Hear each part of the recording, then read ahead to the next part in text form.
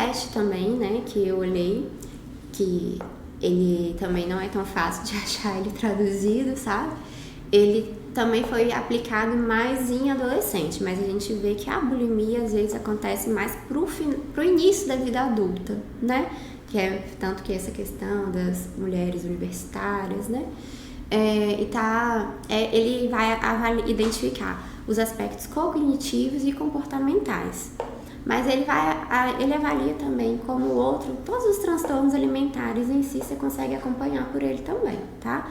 Ele é um pouco mais extenso do que o anterior, e o anterior é mais utilizado. Aí ele, assim, eu achei ele mais extenso, né, igual eu falei, não é difícil de aplicar, então são perguntas assim, né, fáceis também, né, igual o outro, e ele é assim, o que é mais fácil é que ele é só sim e não, né, que o outro teria, né, que pontuar aquela graduação, mas o outro é mais utilizado.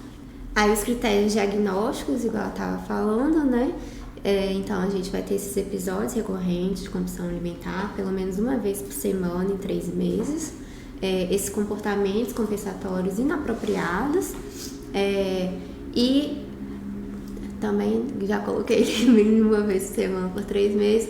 A autoavaliação é indevidamente influenciada pela forma e pelo peso corporal.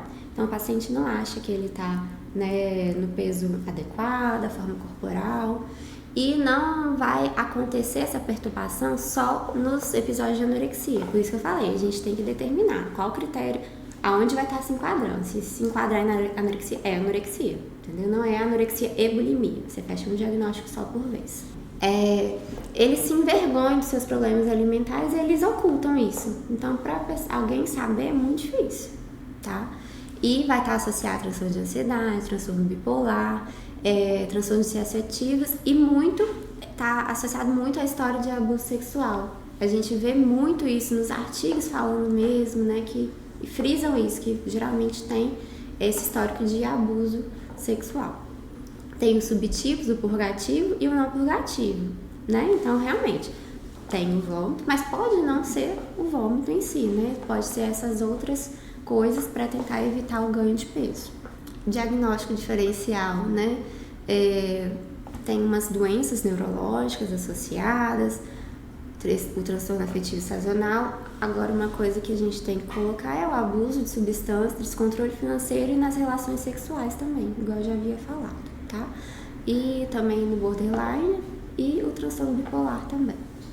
E aí o tratamento, novamente, é muito complexo, né? A terapia, como sempre, cognitivo-comportamental, é o padrão ouro mesmo.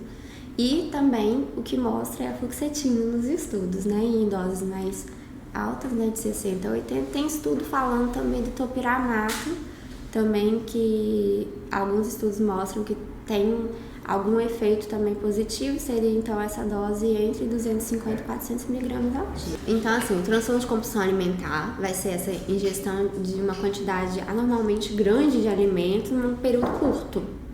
Os pacientes não vão ter esse comportamento compensatório, tá? Depois de uma compulsão alimentar, como os vômitos.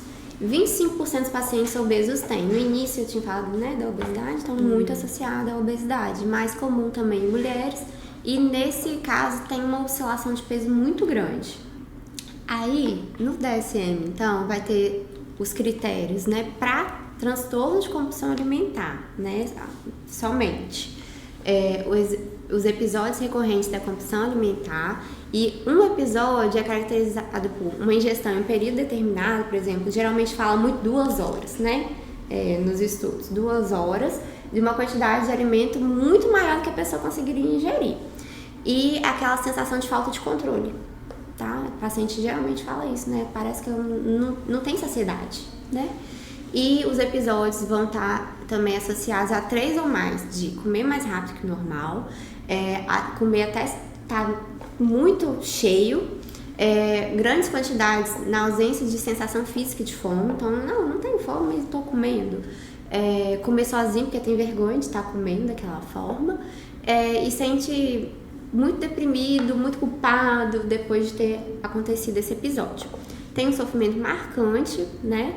E Ocorre em média uma vez por semana, por 3 meses também. E não está associado ao uso recorrente do comportamento compensatório inapropriado, como da bulimia nervosa, ou também durante um curso de anorexia, tá?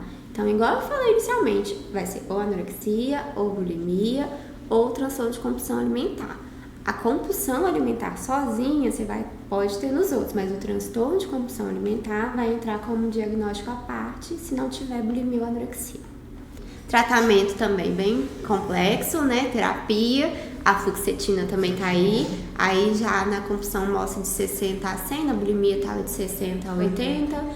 Vê assim, mas não tem muita diferença, porque também não tem assim, né?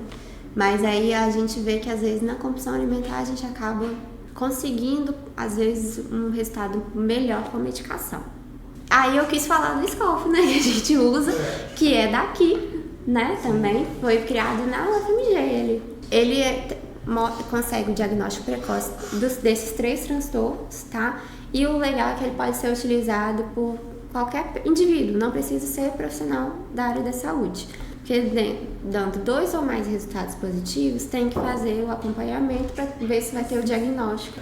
E aí, uma coisa assim, que eu achei que poderia ser feito, né, assim, depois de tudo isso que a gente está falando, como a gente vê que acontece muito, né, mais na adolescência, no início, né, do jovem, adulto, eu acho que seria uma coisa interessante de utilizar. Como ele é muito fácil, né, de responder e muito fácil de identificar se tem, né, essa chance de transtorno alimentar, utilizar nas escolas, né? Poderia ser uma coisa interessante a se fazer, né, para poder identificar esse risco mesmo. Porque aí você vê 2 ou mais questões positivas, já tem essa chance de ter algum transtorno alimentar. Invista na sua carreira, seja fellow da Shelter. E os outros transtornos alimentares especificados, eles podem causar sofrimento, mas eles não vão ter critérios diagnósticos anteriores, tá? Então tem a síndrome do comer noturno, transtorno de purgação, formas abaixo do limiar da anorexia, bulimia e do transtorno de compulsão alimentar. Então assim, não chega a fechar todos os critérios não, tá?